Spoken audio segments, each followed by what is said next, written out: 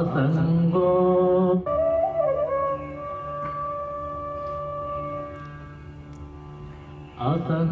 असंगोऽहम् असंगोऽहम् असंगोऽहम् पुनः पुनः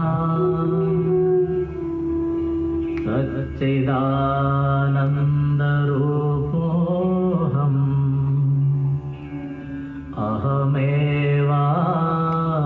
अहमेवाहमव्ययः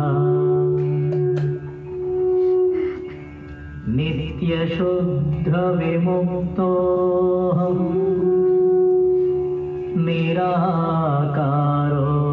निराकारोऽहमव्ययः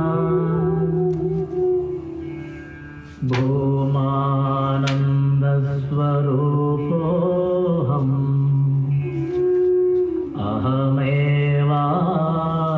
अहमेवाहमव्ययः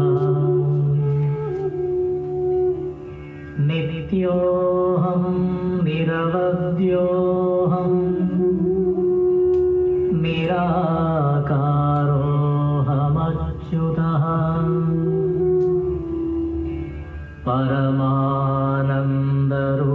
परमानन्दरूपोऽहम्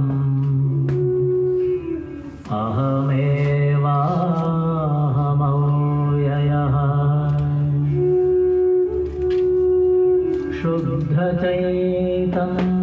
शुद्धचैतन्यरूपोऽहम् आत्मा रामोऽहमेव च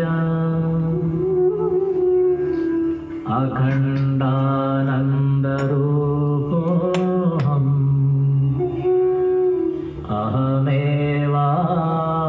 अहमेवाहमव्ययः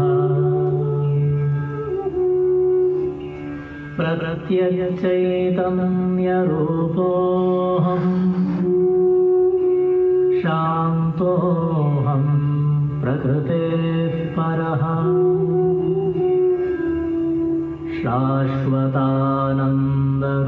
शाश्वतानन्दरूपोऽहम्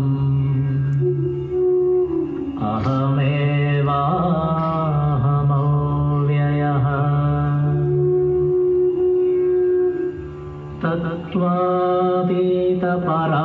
तत्त्वातीतपरात्माहम् मध्यातीतः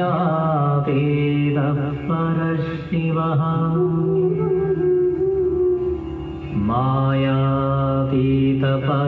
मायातीतपरञ्ज्योतिः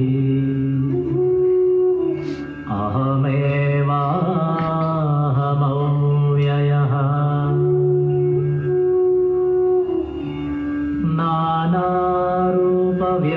नानारूपव्यतीतोऽहम् चिदाकारोऽहमच्युतः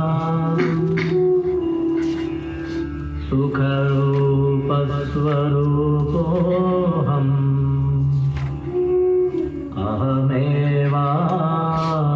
अहमेवाहमव्ययः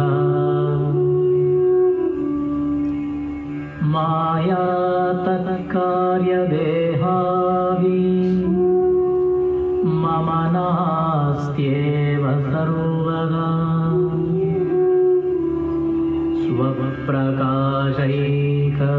स्वप्रकाशैकरूपोऽहम्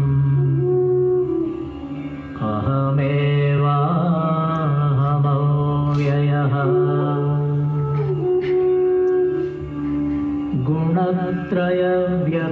गुणत्रयव्यतीतोऽहम् ब्रह्मादीनां च साक्ष्यहम्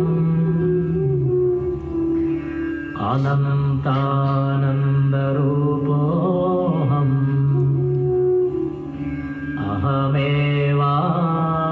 अहमेवाहमव्ययः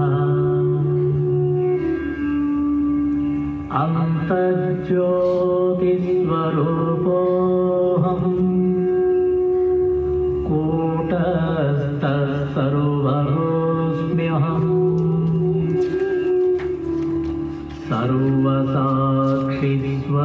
सर्वसाक्षिस्वरूपोऽहम्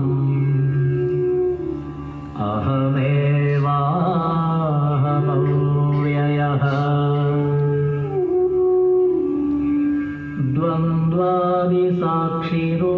द्वन्द्वादिसाक्षिरूपोऽहम्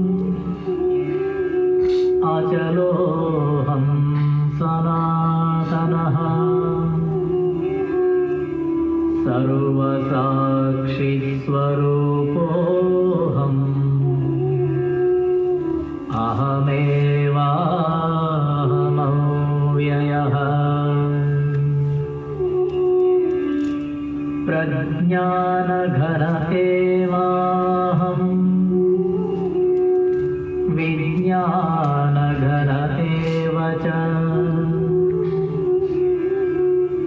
अकर्ताहम् अभोक्ताहम्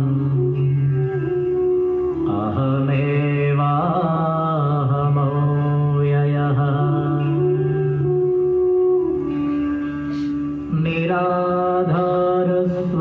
निराधारस्वरूपोऽहम् सर्वाधारोऽहमेव च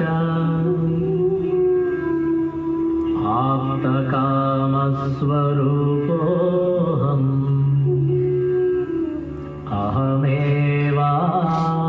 अहमेवाहमव्ययः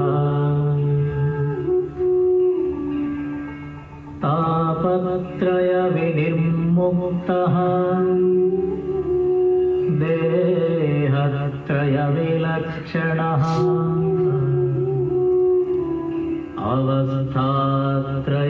अवस्थात्रयसाक्ष्यस्मि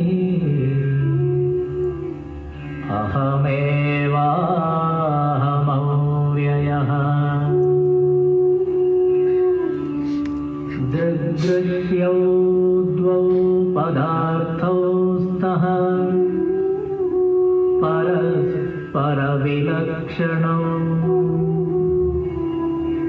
दृग्ब्रह्मदृश्यं मायेति सर्ववेदान्तडिण्डिमः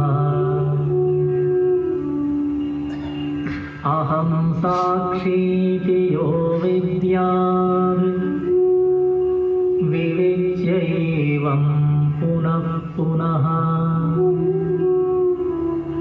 स एव मुक्तः स विद्वान् इति वेदान्तडिण्डिमः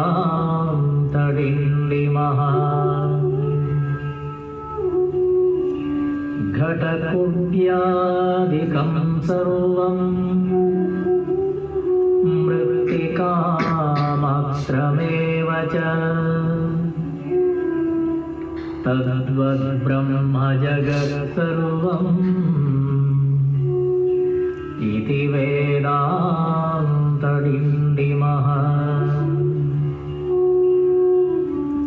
ब्रह्म सत्यं जगन्मिथ्या जीवो ब्रह्मैव नापरः अनेन वेद्यं सच्छास्त्रम् इति वेदान्तडिण्डिमः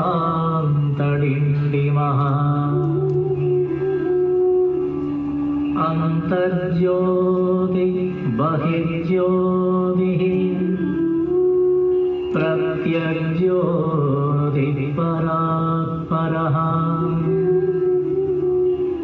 ज्योतिज्योति स्वयं ज्योतिः आत्मज्योतिशिवोऽस्म्यहम् ज्योतिज्योति स्वयं ज्योतिः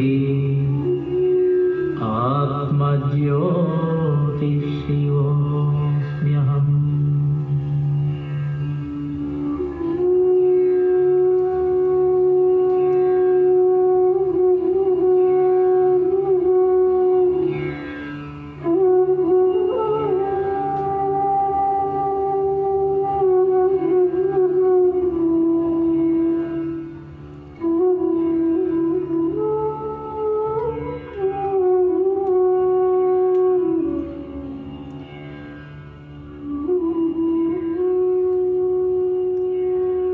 Hari Om.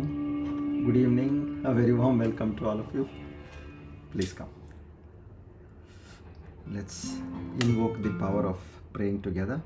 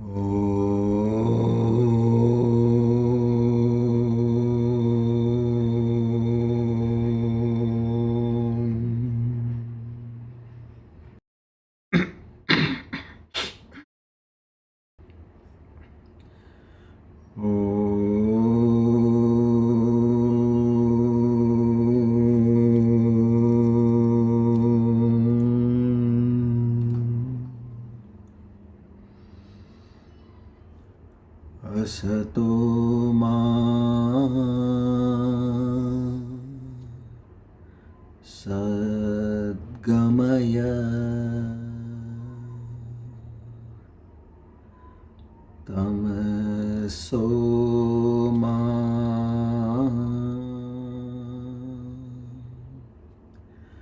jyotirgamaya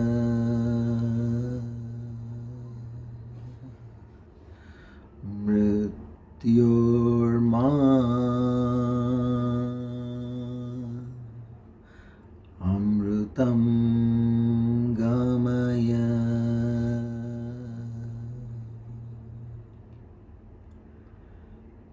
sahana vavatu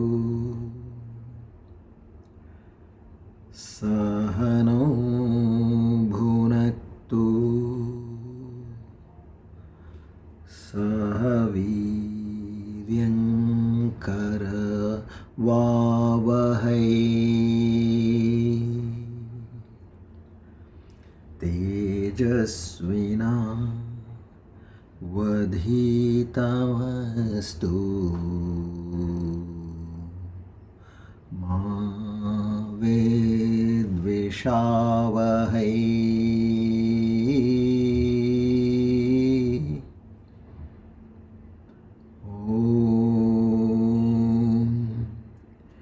Shanti, Shanti, Shanti.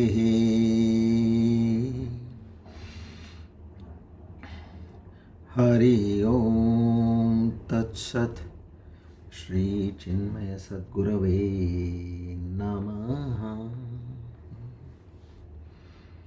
O Lord the Almighty, the Omniscient, the Omnipotent, the Omnipresent,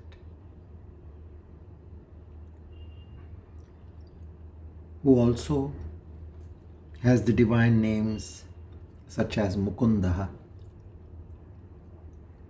to such a magnificent and supreme Almighty, together with Shraddha, Bhakti, Jnana and Prapatti, we offer our humble most salutations.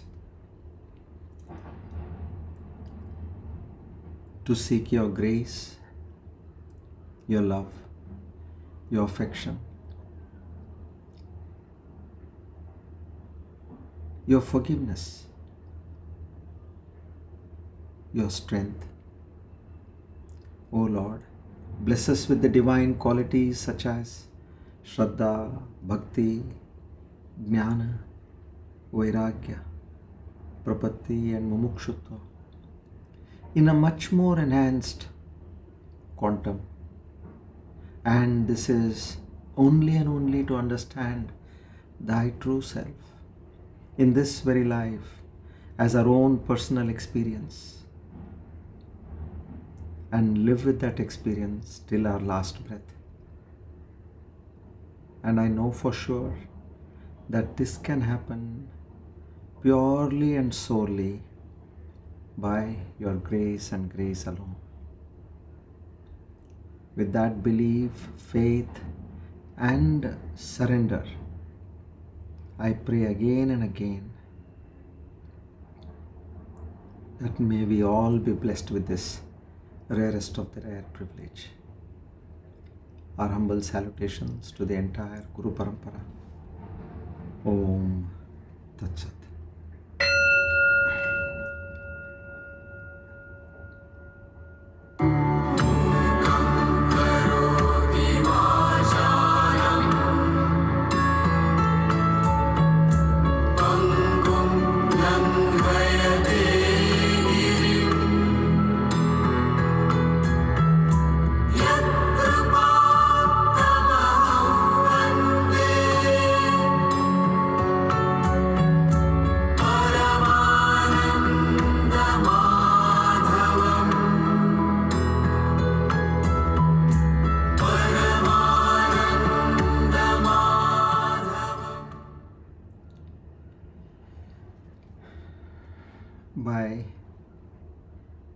the immense grace of the Almighty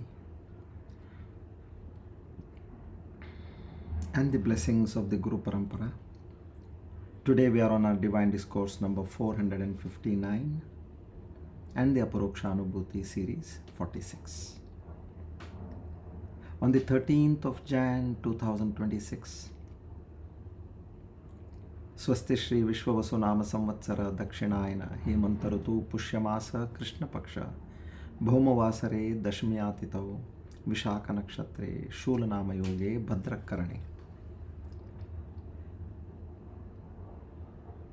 On this auspicious day of Tuesday and the auspicious time of the evening, we all once again reaffirm our pledge, our oath, and our goal. Naham karta hari karta, hari preranaya, hari prityartham. There is one and one only reality in this entire universe, which is appearing as many, and that obscuring nature of that reality in each and every individual has made us feel that we are this jiva, we are this person, we are this finite human being. Our aim and goal is only to lift that veil of ignorance and understand that we are neither the gross, nor the subtle, nor the causal body, but we are the fourth, which is known as the Turiya, that awareness which constantly is seeing all the three states and all the five koshas.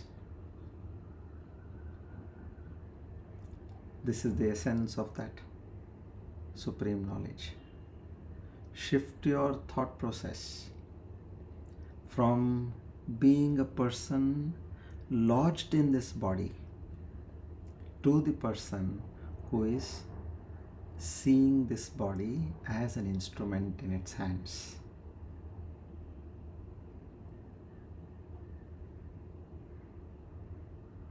This piercing of the veil can happen only with the grace of the Almighty.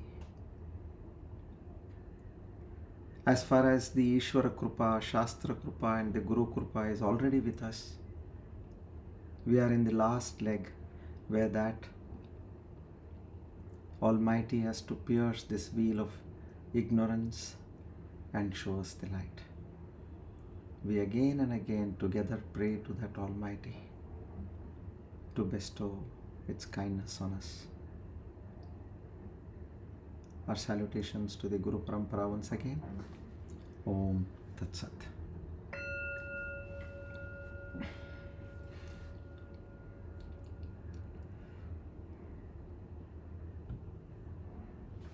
Good evening, everybody. A very warm welcome to all of you.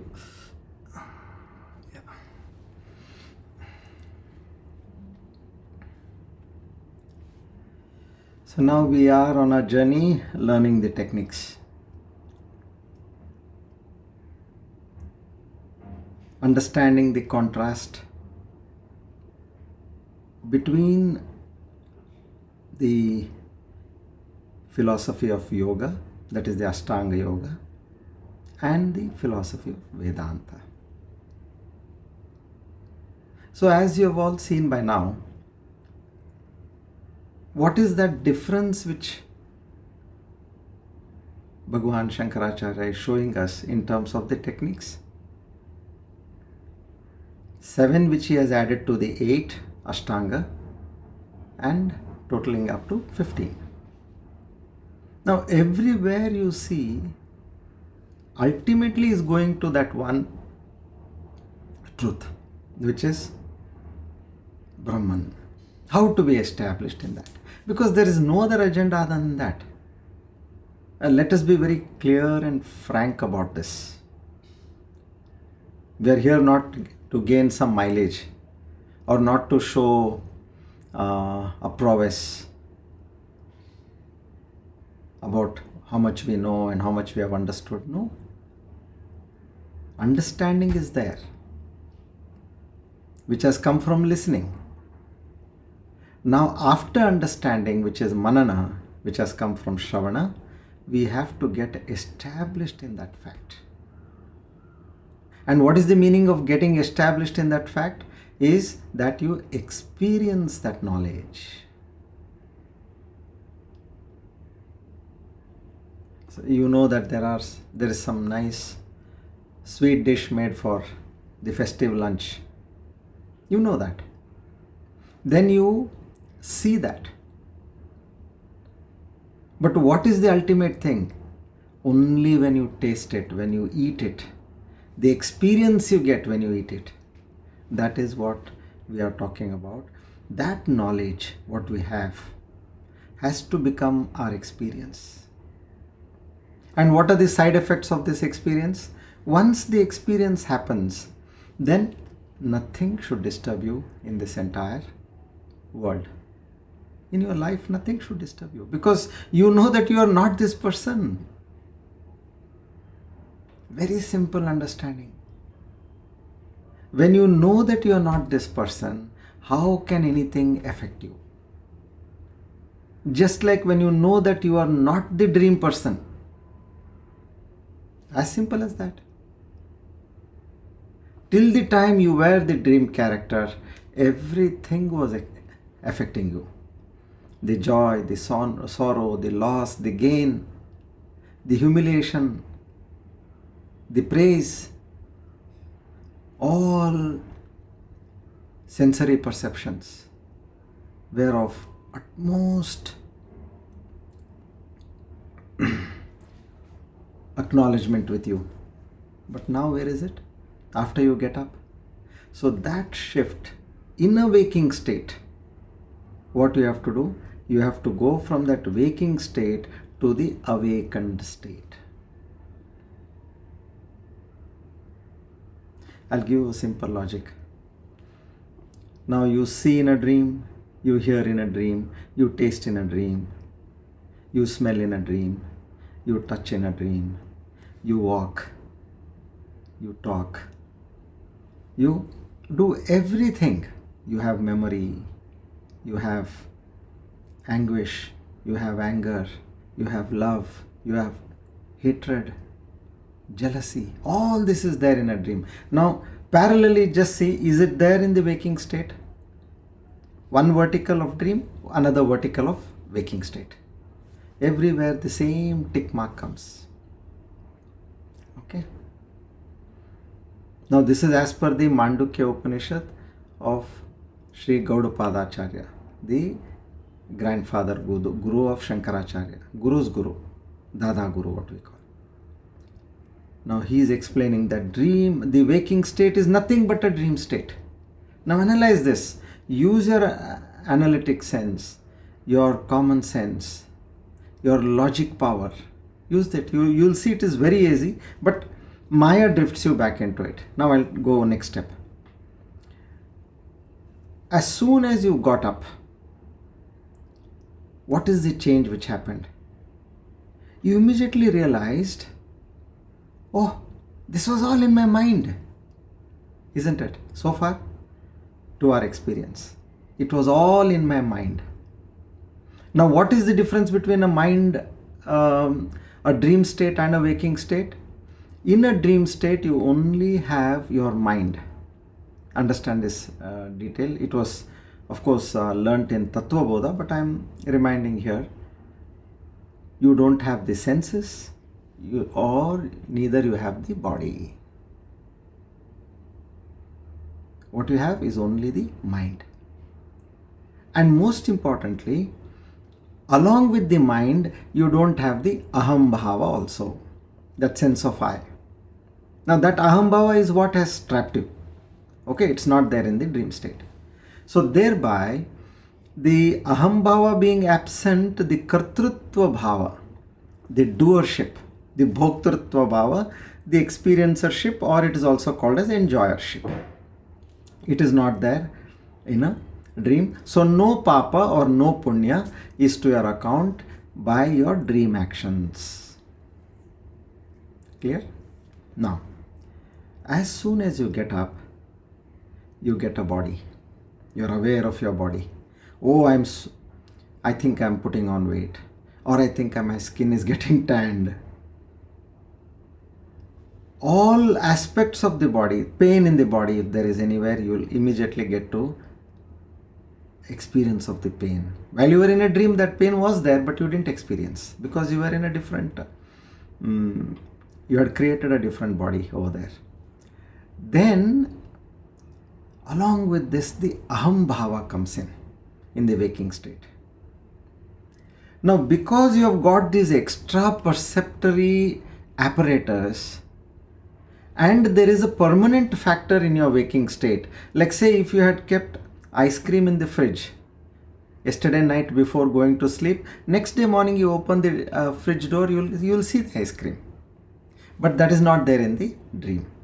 What you have kept in a fridge in the dream, when you wake up, it's not there because it was all created by your mind. So what we think, oh, waking state is real. One is the constant aspects which are moving in a waking state are in a continuous state. Whereas in a dream, there is no continuity. Now, as you move in a waking state, now as you got up from a dream, the moment you understand that just now what I mentioned to you, that you are not the three states. That is, I am not the waking, nor the dream, nor the deep sleep. And you are not the panchakoshas. You are neither the annamaya, pranamaya, manomaya, vijnanamaya, anandamaya. You are not these three. And then you are also not the stula, sukshma, karana, sharira. Now this knowledge has come. And being established in that knowledge, one fine day, again and again, repeating to your mind, it so happens that so far what you had understood to be these three bodies and the three states of your mind and the panchakoshas, all that is nullified. And suddenly you will get a realization that I am a witness of all this. So far, which I thought I was, now I understand I am just a witness. And as my mind was operating, creating a dream, now here consciousness through this mind and this body and senses is operating according to what it is having in mind. That is what is now, we are correlating with the observer and the observed theory, which now the science has been very clear about. And then the second, quantum entanglement. See, all these theories have to be understood. And it is clear, unless and until we observe in our mind, no dream is going to be there. The moment you stop observing, which means the moment you get up, just as the dream disappears, in the same way, the moment that observer stops observing on this jiva is gone. That is the last breath. So, we are connected to that consciousness.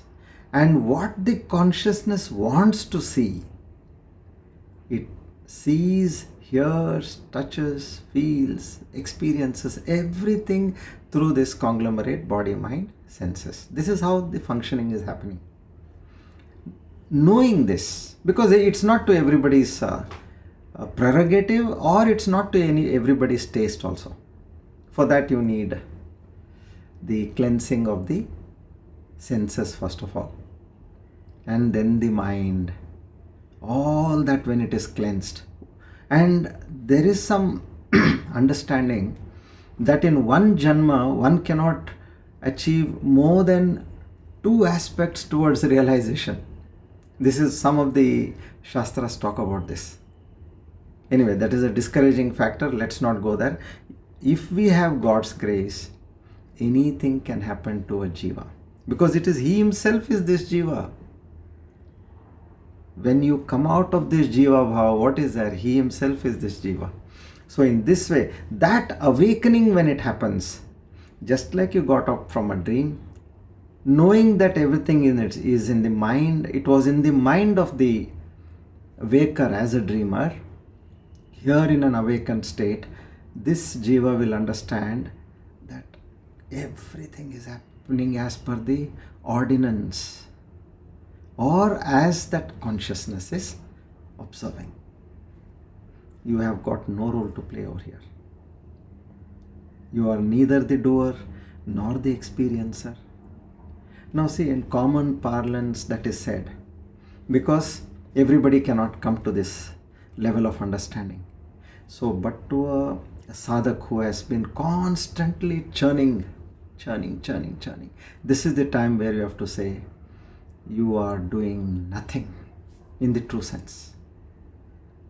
So with that sense of knowledge, one has to lead his or her life. And how to do that is what Bhagavan Shankaracharya is teaching us over here. So everywhere he goes back to that same concept. Get established in the truth. And he compares pranayama.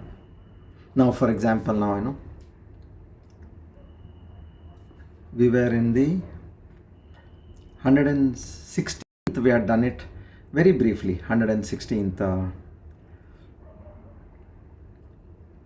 shloka. So now what was 116 telling us? Drishti.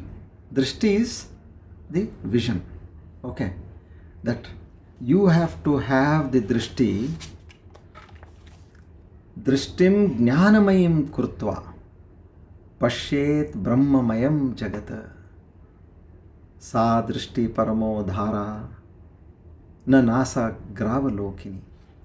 It is, have that vision, that subtle knowledge that everything you see is nothing but that consciousness. How is it portrayed? It is portrayed as existence backed with intelligence, that is consciousness, and of course bliss is a part of it. So that paramo drishti is saying, be established in that, and not at the tip of your nose. Na nasa gravalokini. Don't look at your tip of your nose. So here, now if you say, have that drishti on that thought. Now okay, let's say you are meditating. Now in meditation what happens? As per the Patanjali Yoga Sutra, you should be well trained. It is not everybody's cup of tea. Suddenly you sit and you quieten your mind using the asana, the pranayama, and then you go into a state of, after pratyahara you go to dhyana, dharana, dhyana, then comes dhyana. You may be looking at, say, you're chanting Om, Om, Om, you're chanting. Now what happens is, slowly as you are vibrating with that sound Om, you are visualizing an Om sign in front of you. But because you are not well trained, instead of that Om, your mind will go to Home, Home. It will shift, immediately it will shift. That Om will become Home. Now what did you achieve over here? And we are grahasthas. We cannot all the time sit and be in that thought of what is in the Ashtanga Yoga? Chitta vritti nirodha. That chitta vritti, all the modifications which are happening in your mind, nirodha means cessation. Completely cut them off. How much time you are going to cut this off? So as a very special blessing from Bhagavan Shankaracharya, he says, you as grahasthas, you right from the morning you have to keep running around. Nowhere that you can sit in peace and okay, food will come to you, some kind of a bhiksha will come and everything is well settled for you. No, constant challenges are there. So he says, have the vision of that Brahma. That is what he's trying to say. In everything you see, like a goldsmith. Yeah, you must have seen the olden traditional goldsmiths, how they were. They had a small shop, okay? And the house is generally at the back of their shop. Their consultation in terms of taking orders or delivery, all that is in that one small room which is in the front.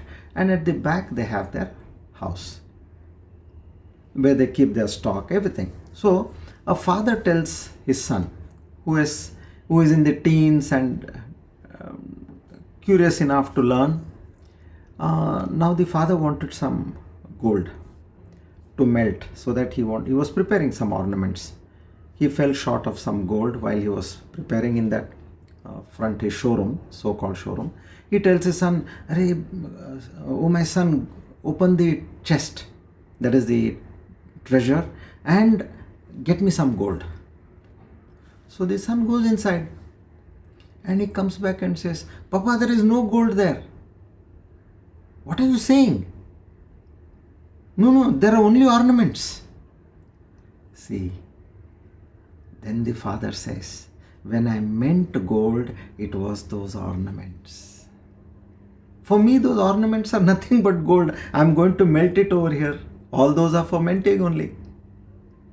So now what was the son's knowledge? He is looking at the name, the form, and is saying there are only ornaments. If the father has asked, tell me what all ornaments are said, they were bangles, they were chains, they were necklaces, nose rings, finger rings, all that he will say. But the father knows them as gold and gold alone.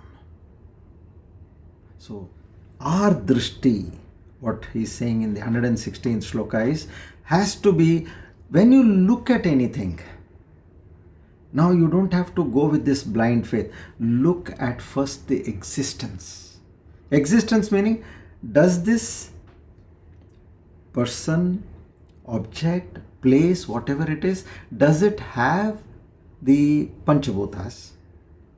Does it have the atoms? Does it have the subatoms, which are the electrons, protons, neutrons? Ask yourself a question. And if you start looking at the subatomic level, just like the goldsmith looked at only gold, don't get to the form, which are the ornaments. See at the subatomic level for the sake of understanding. That should be your drishti. But for the sake of transaction, you can look at the form and name. This is what is explained over here. See, now X-ray machine is another good example. Whatever you may be wearing on you, but have you not seen? X-ray machine will only take that skeletal structure. It will go through and take only the skeletal structure. You may be a lean person, you may be a fat person, you may be wearing many things on your body, but it is not interested in anything else. It knows its job. It will go to the core, take what it has to as far as the bones are concerned. So that should be the way we look at the world. So that is what. So not to gaze at the tip of the nose. So in a way it is a slight pun. That is not your job. You cannot. How much you may meditate? You may meditate some 10-15 minutes, half an hour in the morning. Can you do that every 2 hours during the day? No. So have this thought that everything is Brahman and Brahman alone. Everything is nothing but a bag of atoms at the subatomic level. Have this knowledge and live your life. That is what Bhagavan Shankaracharya very clearly brings this point forth to us. So this should be our understanding over here. Okay. Now let's take a quick relook at the shlokas. Now I'll start from 100 and let's go to 101 and 2. He has described about all the 15. He has just named them actually, 1 and 2. So So now what happens after 1 and 2? Yamo, Niyam, Pranayama. Okay, 102, 103 is also the same. These are all the 15 practices as per Bhagavan Shankaracharya. He names them. Now coming to the 104. Yama. Yama is the control of senses. Now he says, you don't have to go into that control of senses. Okay, what you have to do is, all is Brahman. Whenever your senses are pulling towards an object, remind yourself that you are in the waves of the Brahman ocean, that's all. You look at what object your mind is going to. That object is nothing but Brahman. So you don't have to control your senses. Now 105. Sajatiya pravahascha vijatiya tiraskriti. Meaning, those thoughts which are coming, the continuous flow of thought, have that one flow of thought which is there. Niyama. This is about niyama, about the mind. First is senses, second is mind. He says, I am Brahman, I am Brahman. And vijatiya, those distractions which are there, you say that these distractions are again taking my mind away from that truth which is Brahman and Brahman alone. Then 106. Tyagaha prapancha rupasya. And he says, if you do this tyaga, you don't have to do tyaga meaning give up everything and go somewhere. Tyaga has to be at the mental level. And if you are able to do that tyaga in the right way, he promises, sadyo mokshamayo yataha. Immediately he will be experiencing moksha. So the true tyaga, renunciation, isn't by giving up possessions, but seeing the world as Atman. How? Through my Viveka Shakti. Constantly viewing that consciousness. Everything is consciousness and consciousness alone. So once you do this, then how can you do this? Reject everything. Neti, neti, neti, neti. This is not what I am seeing, but it is consciousness in the true sense. So that is 106. Tyaga. Not giving up your possessions. 107 he goes, Yato vacho nivartante aprapya manasaha. Now this is again a little deeper. Here he comes to the aspect saying, Yato vacho nivartante. Meaning, this mauna is that profound silence which we all understand. So mauna is not about just not speaking. He says, experience the inner silence where mind and words fail to grasp that Brahman, that concept of Brahman. Know that every time you are trying to understand, you are not able to understand. So that is that true mauna. Go to that state. Mind is going there, senses are going there, but they are coming back. No answer. You send some sweets to your neighbor. Your child takes that, he goes there, he says, Mama, I knocked the door, nobody opened the door, came back. Again go in the afternoon, same thing. No, they are not there, I guess. Nobody is opening the door. Evening, same thing. So that should be focus on that mauna, that mind which is going there, not able to understand, coming back. So that which you are not able to attain through your senses and mind. 107. 108 and 109 are combined. So he further extrapolates on this. Now, when words are not able to describe, so here he talks about this silence is known to the sages as congenital. Congenital is by birth. Some have got that knack by the previous experience and practice. So this termed mauna is known to sages who are by birth, and for others just sitting quiet is they have begun their practice. So that he makes it very clear over here. Meaning you have to start practicing somewhere. You just can't avoid. Somewhere you have to start practicing this mauna. Then 110 he comes says Adavante cha madhye cha. He says this desha. Desha means space. Meaning I have to go from here to some other place.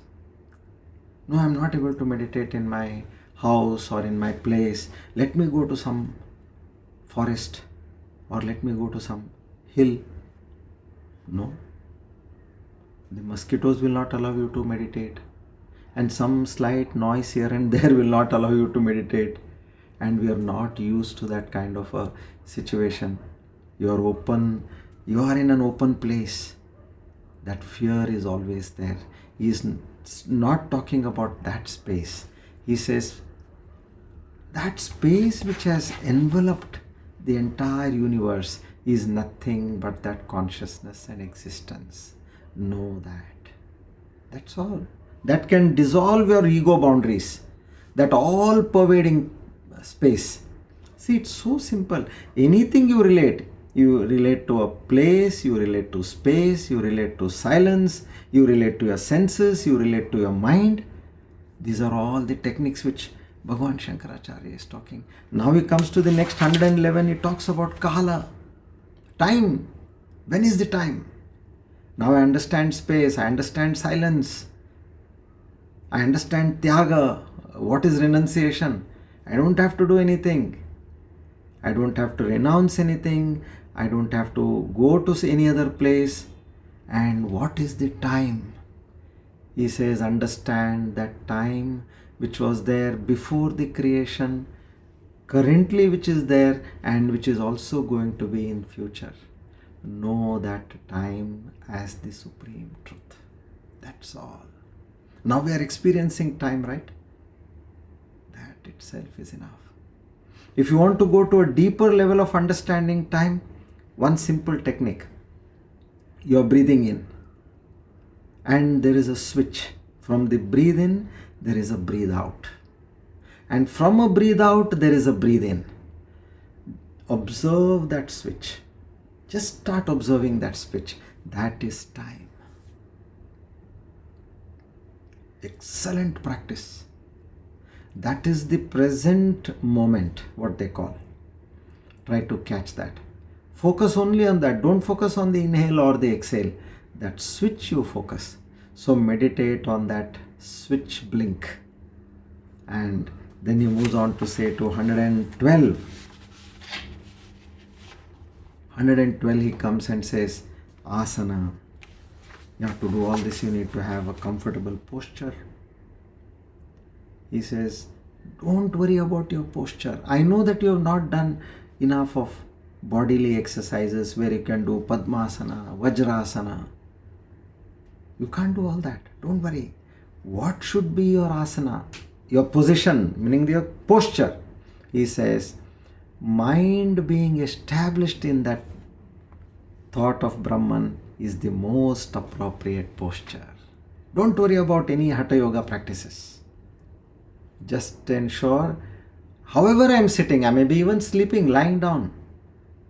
Sometimes, on the couch you're lying down. Even that is fine.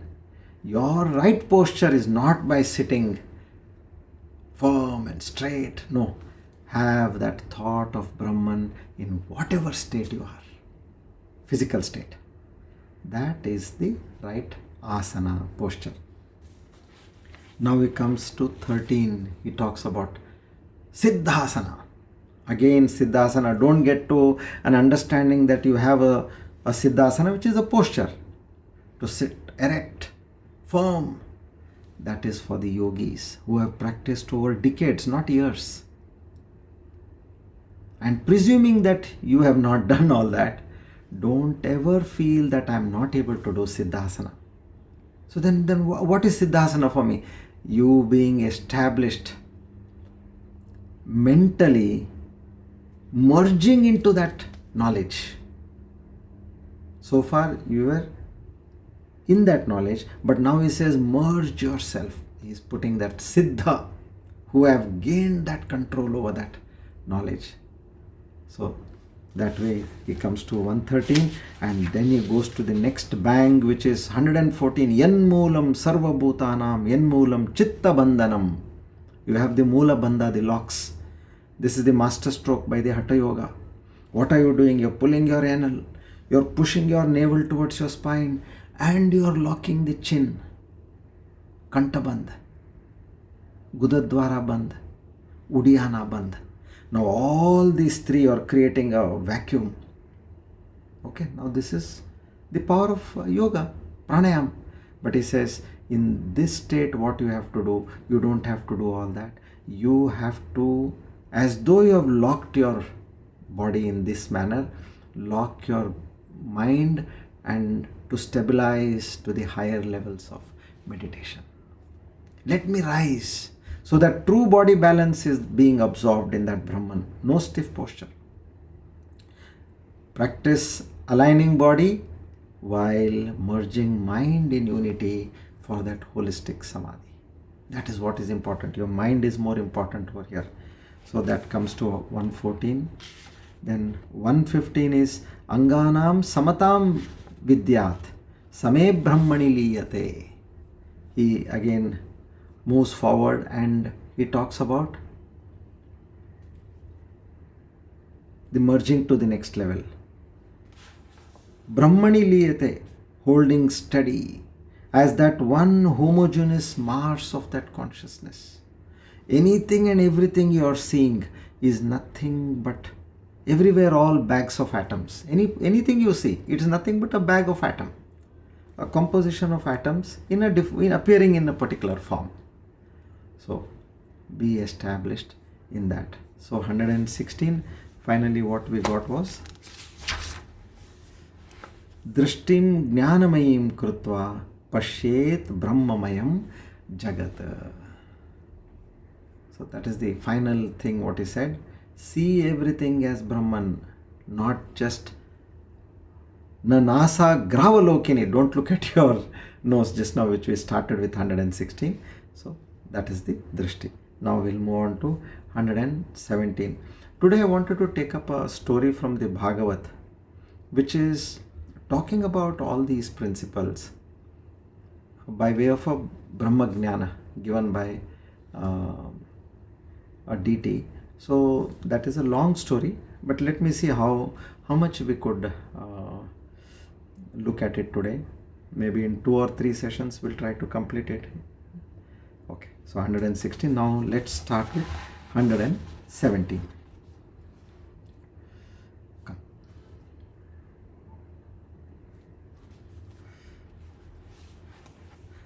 Now this is again another powerful tool which is giving us over here. See, this is going to deeper levels. Now you will understand what is the depth over here now. Drashta darshana drishyanam. Sorry, let me do the chant. Shri Harim Paramanandam Upadeshtaramishwaram Vyapakam Sarvalokanam Karanam Tam Namamyaham. Our salutations to Sri Hari.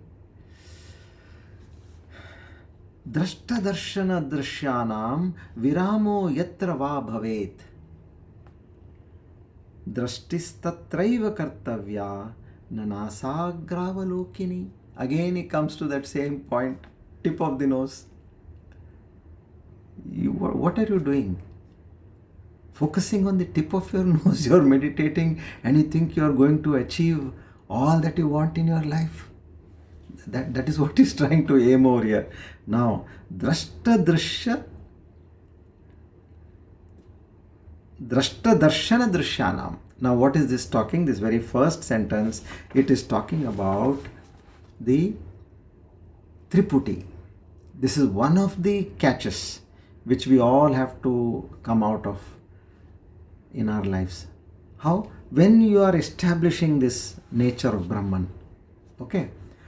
What are the 3 things do you see in any aspect of your life? Now you are listening. Okay. So there is 3 things. You can use this for any aspect of your activity. There is a listener. You are the listener. I am also listening actually. Listener. And there is something which is listened to. So our study of the Aparoksha Anubhuti is what is listened to. The listener and the text matter of what we have listened, and the process is known as listening. So these are three things. Okay. Now these three things are a constant factor where you are one among those three. What are you now? You are the listener. Unless and until you get out of the three, which is known as a Triputi, you will not be able to be established in that Paramatma Tattva. Just like you are not able to get out of the three states of mind. What are the three states? Jagrata, Swapna, Sushupti. Unless and until you get out of the three avasthas of your mind, which is the Stula Avastha, Sukshma Avastha, Karana Avastha. Unless and until you get out of the three gunas, Sattva, Rajas and Tamas. Unless and until you get out of the Triputi, there is no way you can be established in that Paramatma Tattva. So he harps upon that. He openly says, now here, what is that which we are talking about? One should turn his attention. That separatedness, what you are seeing, the seer, the seen, and the seeing, these three things, he says, take your mind away from that and not looking at the tip of your nose again. Now here, many times they say, Lord Shiva, all our understanding is he has got the third eye, and we are focusing on the third eye. And he says, when Lord Shiva, he opens his third eye, it completely destroys the universe. You know what is the actual meaning of this? He says, when Lord Shiva opens the third eye is nothing but the eye of knowledge, which we are all learning now. And how does that eye of knowledge help? He says, once that eye of knowledge, meaning you have got that knowledge, and when you see everything as that Paramatma and Brahman alone, what is happening? You are burning up the entire universe. So Lord Shiva only he need not burn, even you can also burn. How? By opening that eye of knowledge. You are seeing that everything is pervaded by Brahman, which means there is no samsara for you left. Everything you see around. You see the river, the mountain, the sky, the birds, the people, animals, and then you see the Brahmand, you see the planets, stars, names, forms, everything which is there. It is nothing but an ocean of existence. This is what you should meditate when you meditate in the morning, in that calm state of mind. Visualize this. All this what is being told over here. Visualize. Now this is exactly known as burning up of that universe, which we say Lord Shiva opens his third eye and he burns up the universe. You open up your third eye, which is getting this knowledge established in yourself. What I am seeing, although they are names, forms, but in the true sense, they are nothing but that Paramatma and Paramatma alone. You are released from samsara. So, Drishtim Jnanamayim Drishtva. He says, you do that.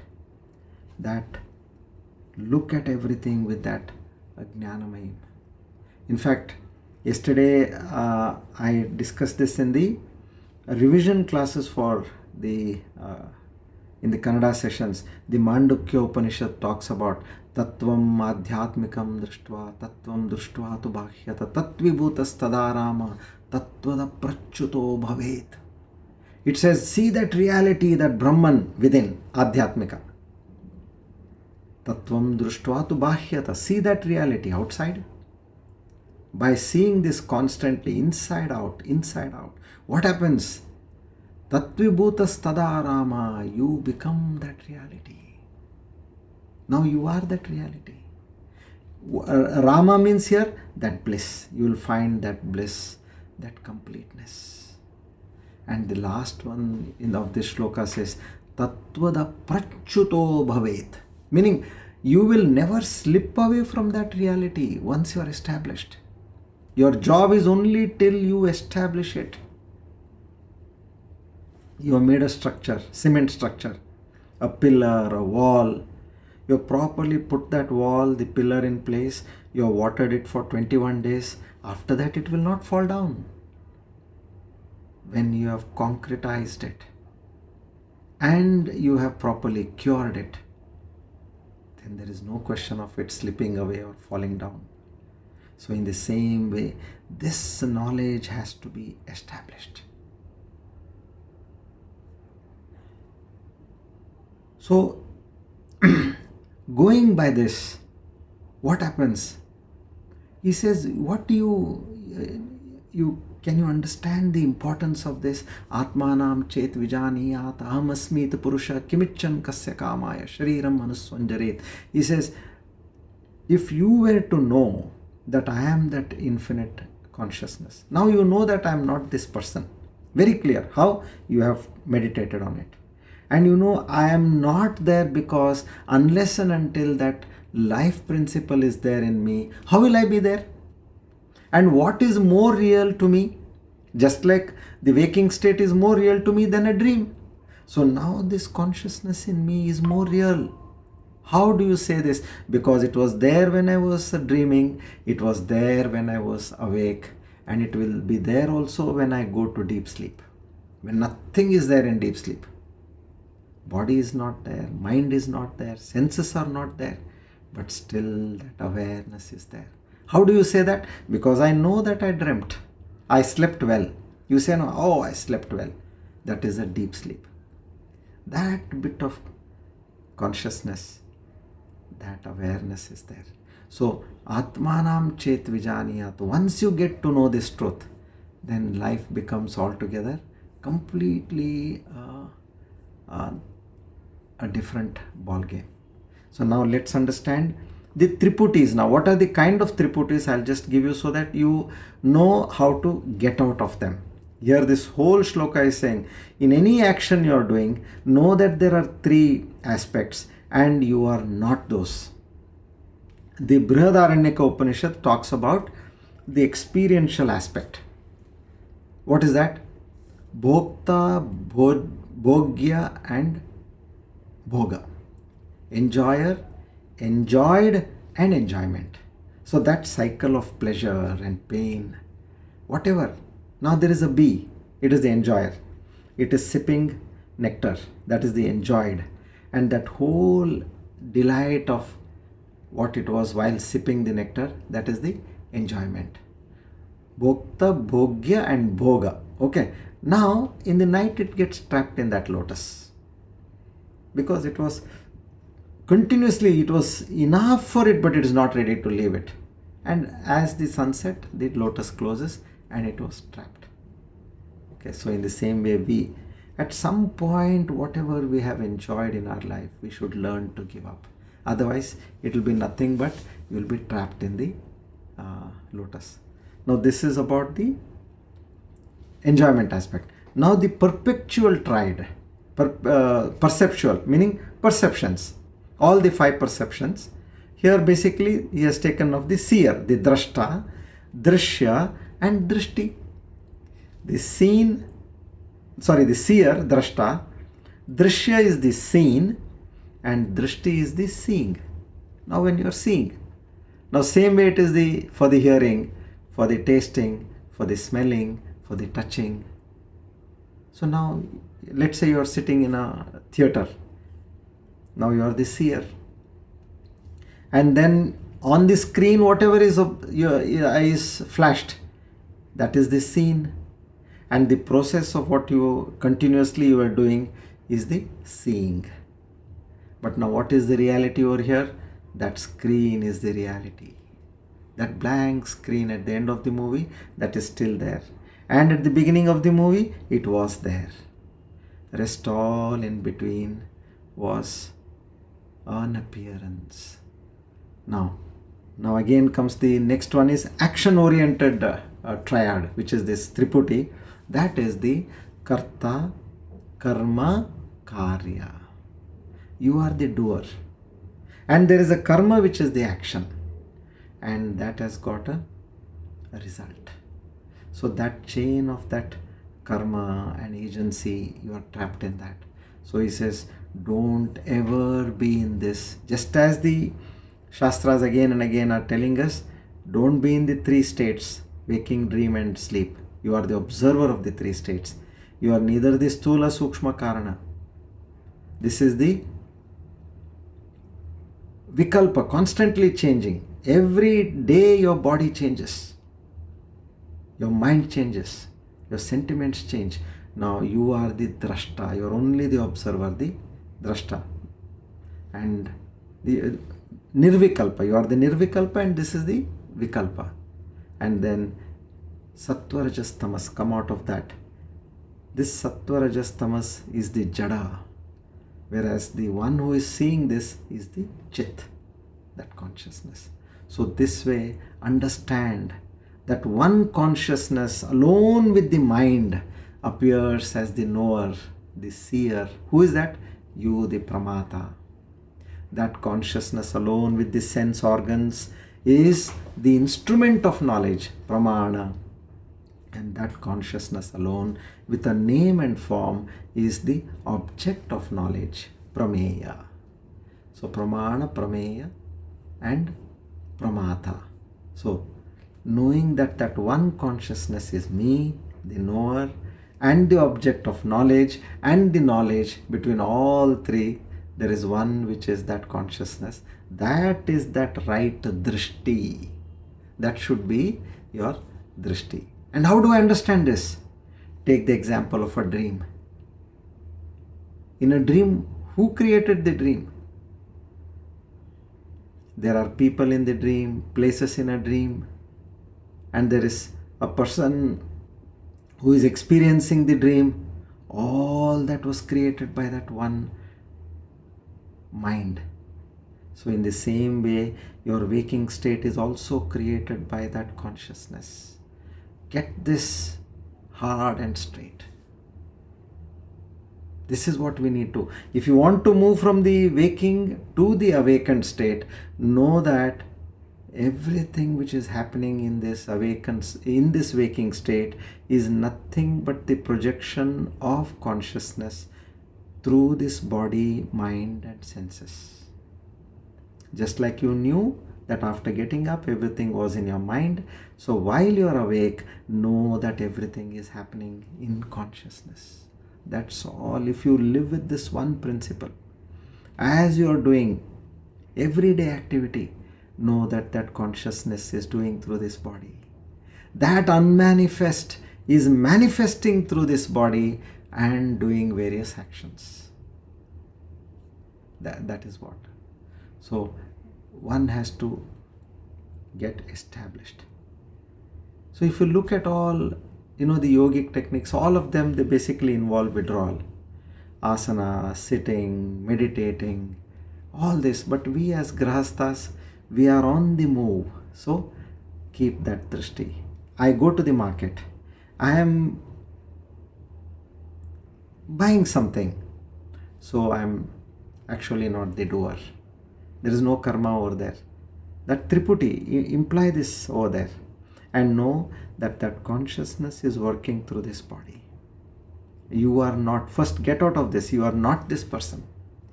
And then you will have nowhere else to fall in. You will fall in consciousness without any problem. So this is what we need to get established. 117. Now come to 118. Okay.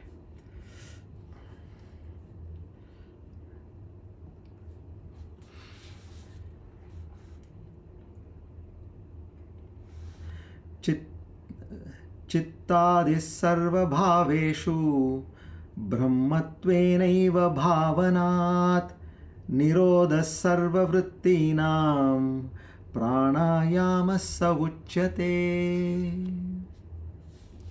Now here what it says is to quieten all these thought disturbances in your mind by realizing them as nothing but ripples in the Supreme Consciousness, and thus that they are all Brahman, is the true pranayama.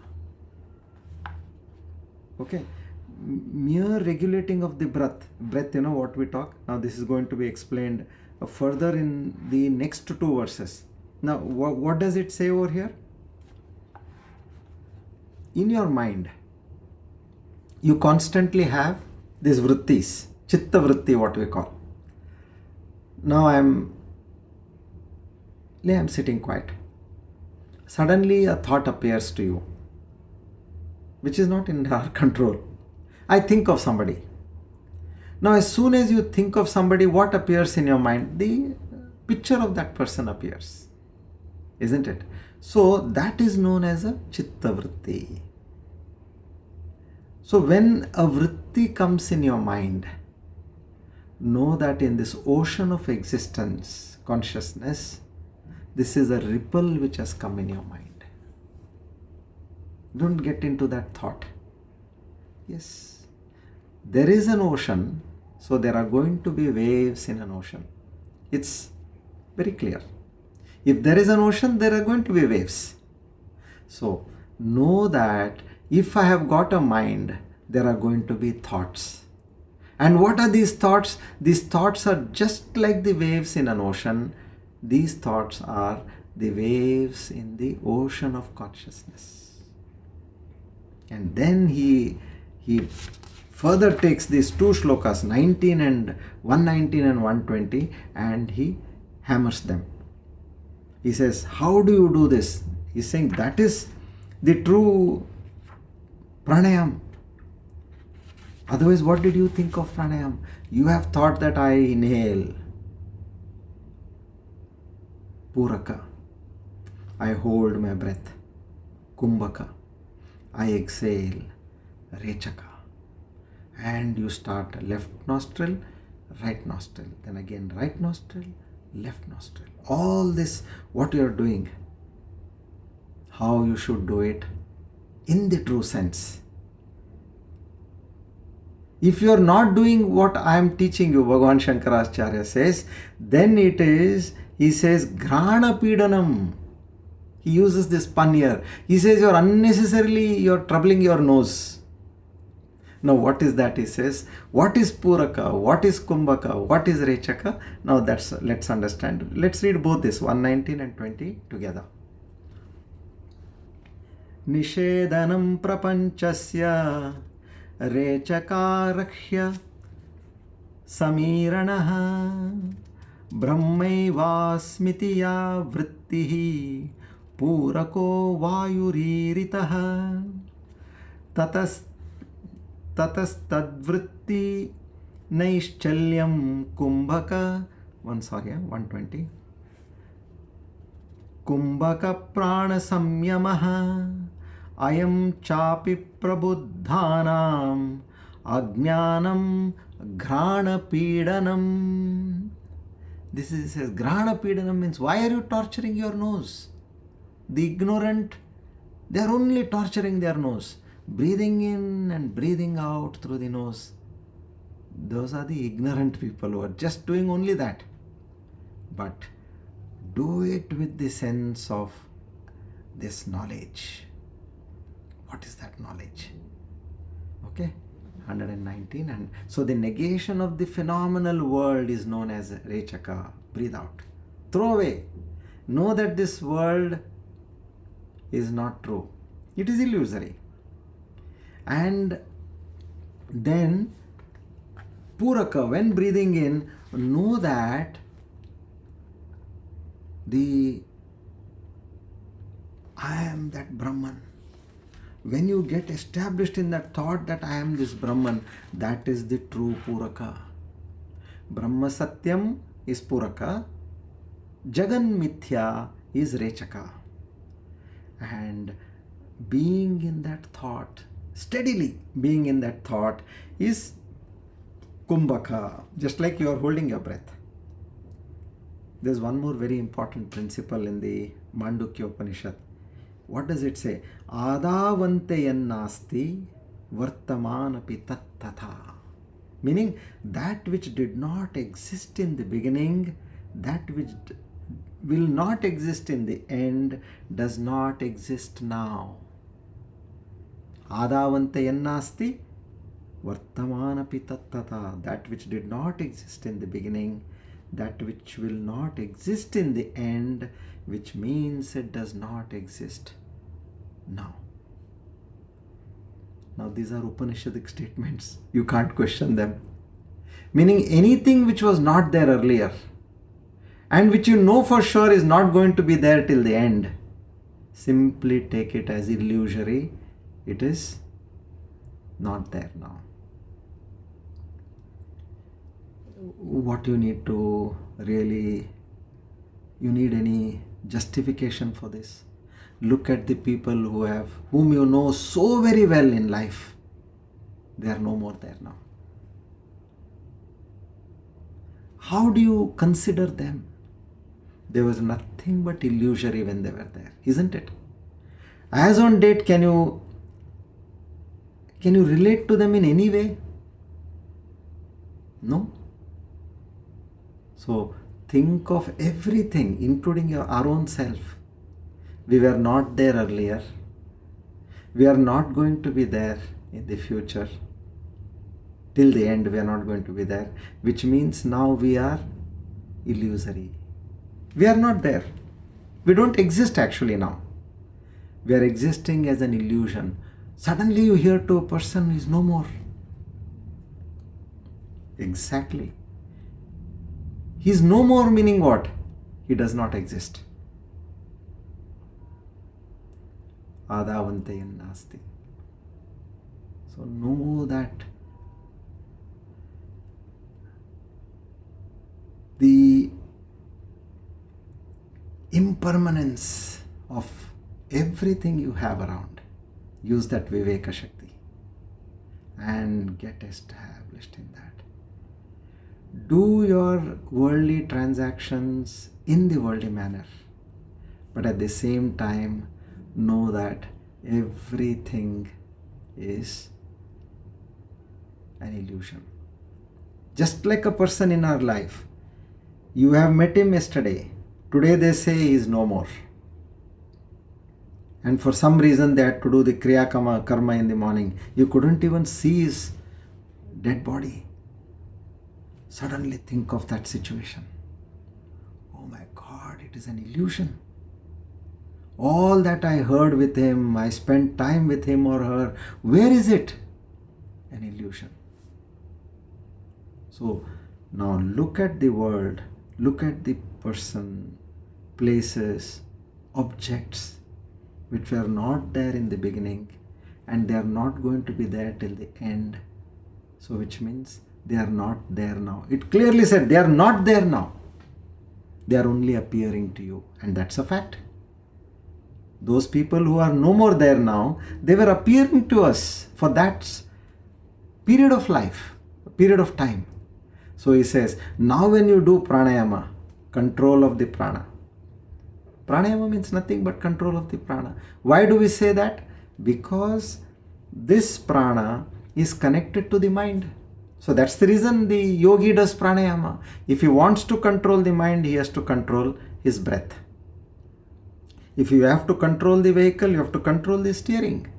If you have to control the speed, you have to control the accelerator.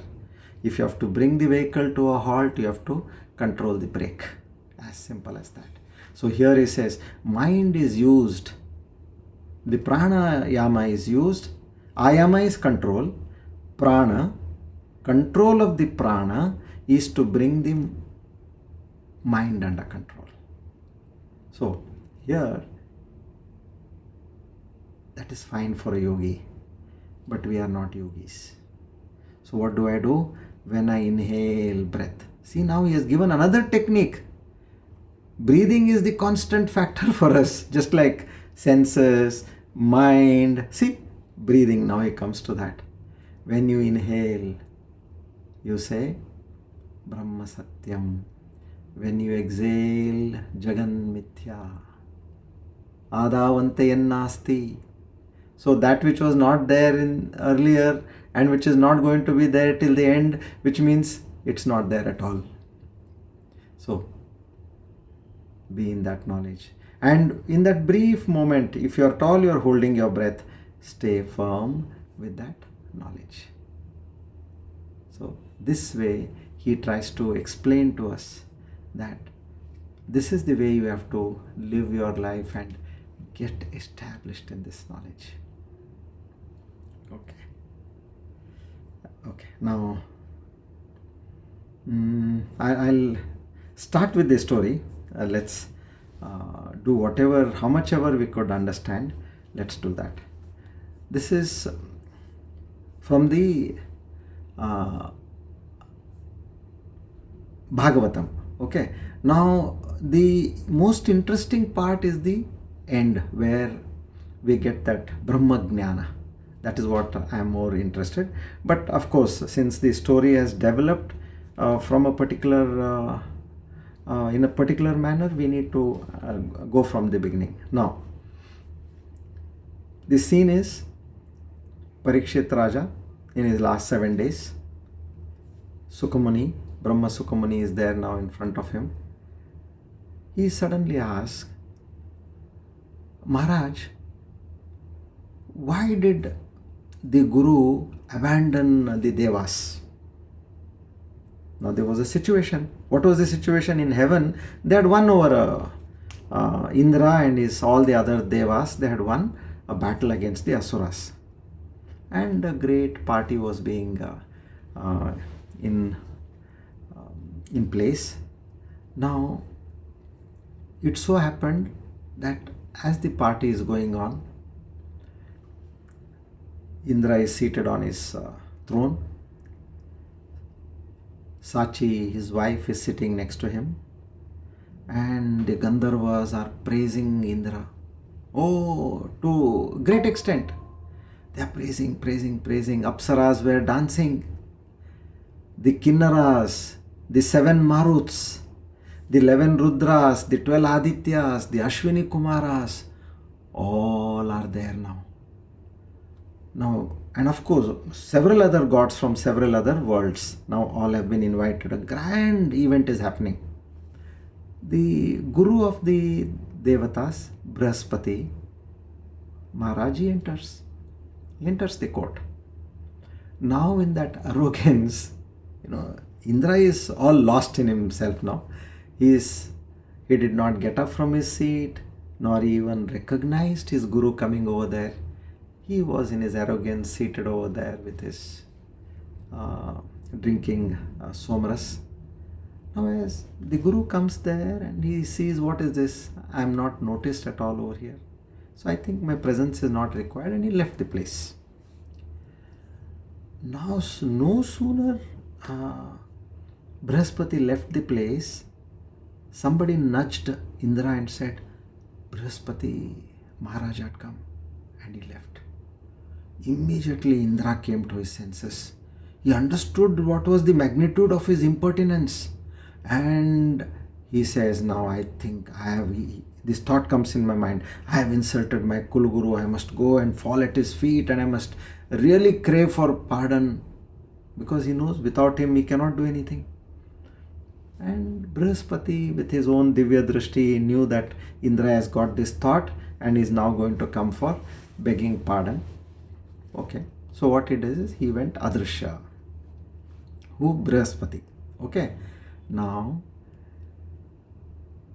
Indra searches everywhere, not able to find Brihaspati, and he comes back. He says, my God, now what do I do? Every decision I was taking under his guidance, now my Guru is not there. How do I function? See, if you want to get an understanding of this situation, just imagine that you are not with your mobile. You will get to have a kind of a understanding of the situation. See how helpless you feel, You have gone out, you don't have a mobile with you. You will feel that you are lost. So in the same way now Indra, he is completely lost. Now this news, it went all across. Indra is now without a guru, meaning he is without a compass now. Like a ship, if it has to go, it needs a compass. So they attack again. And they waged war on Indra, the Asuras, and Indra heavily lost. Now as usual, now the Devatas are all defeated. They were enjoying their victory, and in no moment they lost. Okay, they are in shame now. What to do now? There is to be a recluse to the situation. So then they all run to Lord Brahma. And they started crying in front of Brahma. So and so thing has happened to us. Now you only are our savior. Please do something. That way they are pleading Brahma. Brahma says, you are really in a pathetic position. Because after you have insulted your guru to this extent, nobody will take your assignment now. Nobody will come to become your guru because they know that what stature you have. Okay. But I can suggest you only one thing. What you must do is, you must go to Vishwarupa, who is the son of Tvashta. Tvashta, his son Vishwarupa. I think he is one person who is fit to be a guru. And know for a fact that he is an Asura. He is not a Devata. Okay. But since he is an Asura, his sympathies always will be with the Asuras. But you have to learn to overlook that because you have no choice. And Indra, he looks around with all his Devatas and he says, what to do now? We have no choice. They go to Vishwarupa. And Vishwarupa, he sees them. No sooner they go, they say, we are beggars. Indra now is talking as, we are beggars in front of you. And it is, we understand what is the importance of a guru. But we wish to remind you that a guru who teaches the Vedas is the personification of the Vedas themselves. All that kind of a flowery talk he does. And Indra says, you are younger to me in my age, but I am falling at your feet, Sashtanga. Since you are going to grant me a boon. See how well he is putting up his case. And I am sure that I will receive what I have come to you for. And then in that way now, the Guru, Vishwarupa, he understands, okay, he's basically, that's what Brahma had understood. He's a mild person, a compassionate person, a sympathetic person. So he says, look, I have got only one problem. Vishwarupa smiled at them and said, you know what happens when I become a guru? I am involved in all your affairs. And I have to be, because every point of time you're going to come for a suggestion. And I will lose my Brahma Tejas because I'm not going to be doing my rituals, my sadhana, my study, all that I won't be able to do. So all that will go for a toss. But he says, oh Guru, it is the dharma to help somebody who is in need. So please, this is a sacrifice you have to do. And then eventually Vishwarupa, he agrees to become their Guru. Okay. Now, what he did was, he tells Indra that we will have an armor, a very powerful armor known as Narayana Kavacha. And there he tells all the Devatas, now we are going to chant Om Namo Narayanaya, Om Namo Narayanaya. And every organ of sense, thought, action has to be covered with the thought of Narayana and Narayana alone. And that becomes an armor. That incessant repetition of that Narayana mantra, Om Namo Narayana, that became a Kavacha. So wearing this Kavacha, Indra was able to defeat the Asuras. Immediately he proclaimed a war and he was able to defeat the asuras. Okay, now what happens after this we will take in our next session. But I'll tell you this Narayana Kavacha, what is spoken about over here. When I came to Mumbai in the year 91, I was the only one from South Karnataka in that sphere of business, which was the edible oil business. Since my hometown comes from edible oil producing places, so I had access to sourcing oil over there, and Bombay was the market to sell that oil. But I was the only one from South. Although there were so many traders who were all dealing, and all of them were from Gujarat. The entire community for this edible oil was only Gujaratis and Kachis. Okay. I was treated, now what they know is anybody from South is a Madrasi.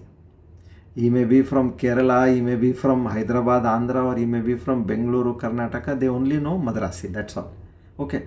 And there was so much of pressure on me in terms of me conducting my business. Every day I used to see problems in business because nobody is cooperating. It's like everybody is trying to play around with me, fix me. Now they don't allow the contracts to get executed. They take a contract and then they default the contract. So it was, how do I progress in business? So I was talking to my father and he said, look, you need a kavach now. You are in a very sensitive area. You need a Narayana kavach. So he told me, you start chanting the Vishnu Sahasranama. This was in 91. So I was traveling by train to my place of work, which was about 1 hour. In the morning I used to catch the 9 o'clock train. It was like jam-packed train at 9 in the morning.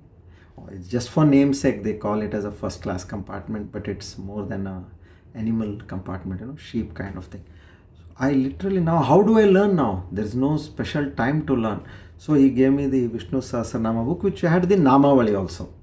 So I used to read one name, Namavali, the 1,000 names, because first I have to get acclimatized to pronouncing the names. Okay. So I used to read, go on reading 1 hour. Father has told me, I have trust in him. I am constantly learning now. And I tell you my experience, as I told you, the train is jam-packed.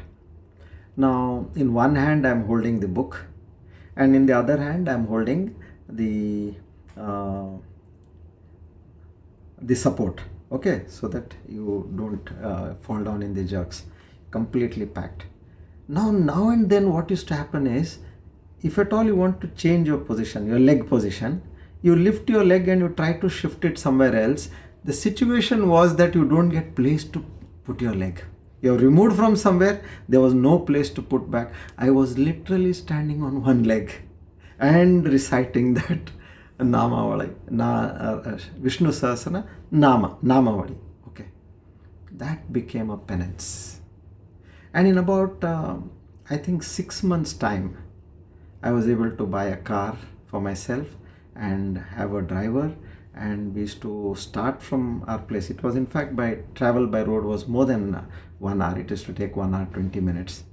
And as soon as I started, switch on MS Subbalakshmi's Vishnu Sahasranama, and by then, that 6 months time, I was able to read all the names appropriately. This stotra started. Along with her, I used to chant. And eventually that it went on, and religiously I used to chant 3 times a day. And then in 2017, by then I started chanting 11 times. So that way, this is a kavach. I could see nobody could pierce. These are really strong. So what they have said over here is, to the core I can corroborate and I can stand by it. So the more you just say Om Namo Narayanaya, Om Namah Shivaya, enough. You are forming a kavach for yourself. You don't have to be worried about anything in life. That will take care.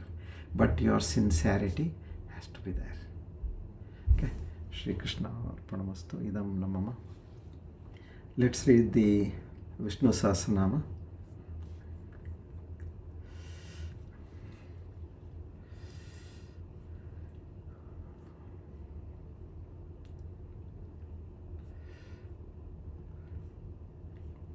We have shloka number 55.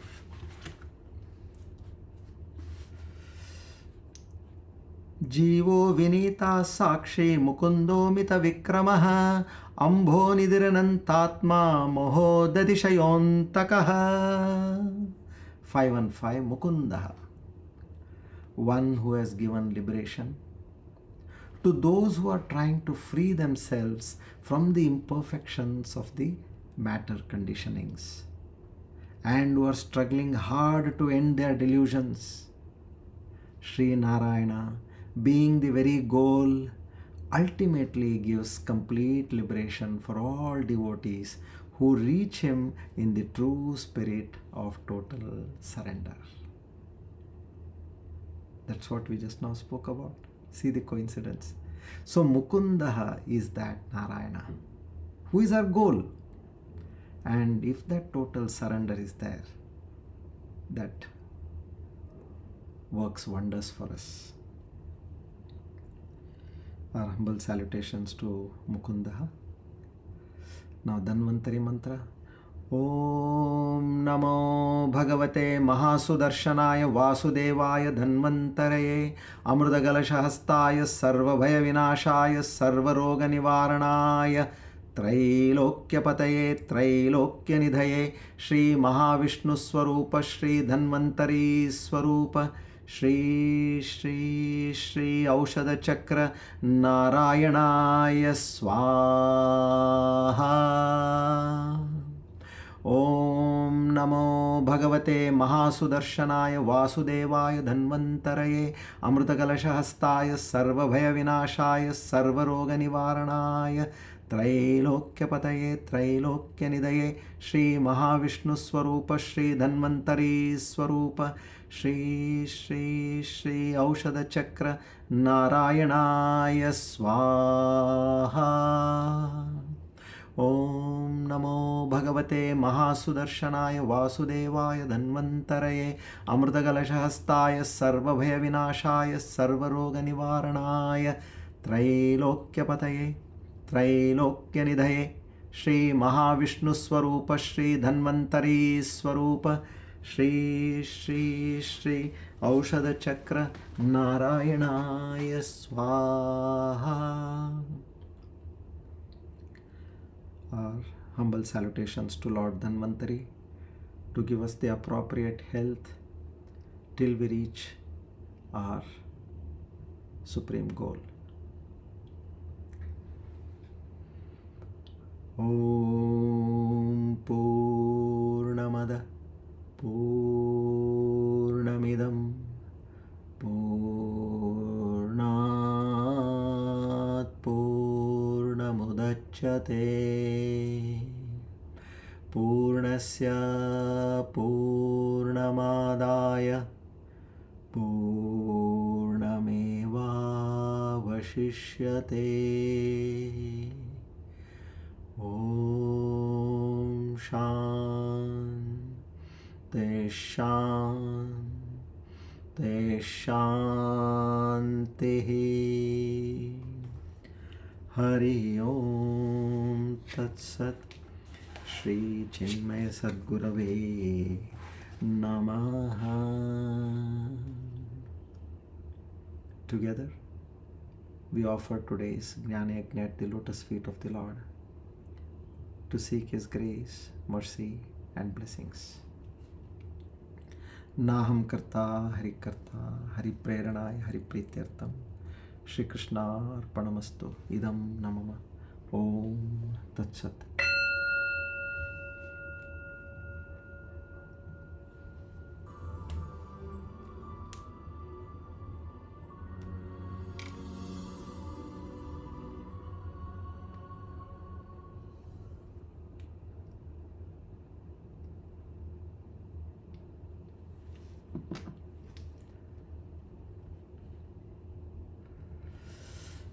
So, good evening to all of you once again. So, simple techniques, even one can be practiced. If you practice Puraka, Rechaka, Kumbhaka, that is good enough because we are all the time breathing and your senses are always in action. Your mind is in action. Use whatever technique you want. If you find that it's completed, now go to B. If you feel bored a little with B, then go to C. Use any of these techniques. But primarily, be in that state of consciousness. Shri Krishna Arpanamastu.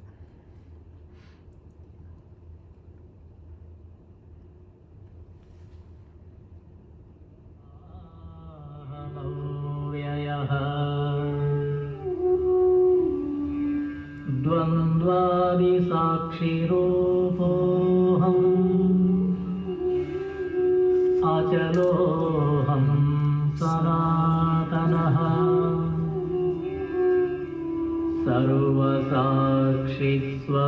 सर्वसाक्षिस्वरूपोऽहम्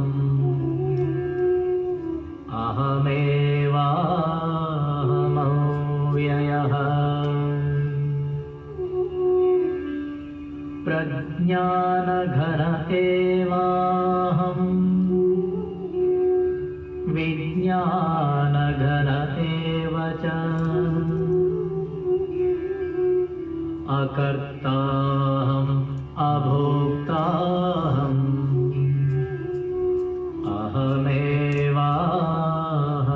अहमेवाहमव्ययः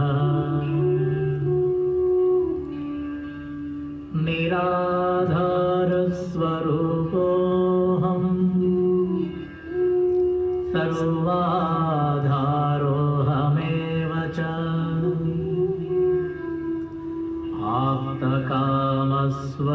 आप्तकामस्वरूपोऽहम्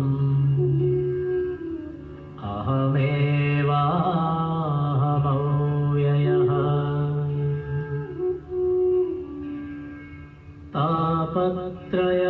तापत्रयविनिर्मुक्तः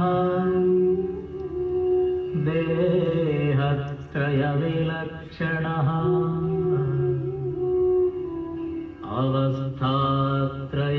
अवस्थात्रयसाक्ष्यस्मि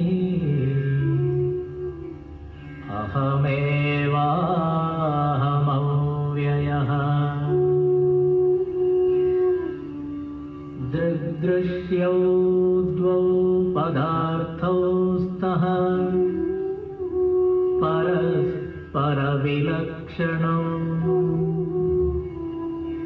दृग्ब्रह्मदृश्यं मायेति सर्ववेदान्तडिण्डिमः अहं साक्षीति यो विद्यात् विविच्यैवं पुनः पुनः स एव मुक्तः स विद्वान् इति वेदान्तडिण्डिमः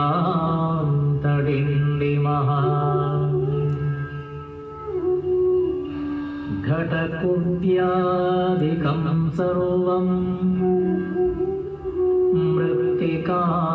मृत्तिकामात्रमेव च तद्वद्ब्रह्म जगत्सर्वम् इति वेदान्तडिण्डिमः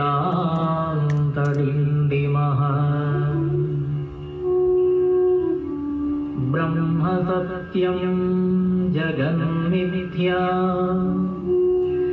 जीवो ब्रह्मैव नापरः अनेन वेद्यं सच्छास्त्रम् इति वेदान्तडिण्डिमः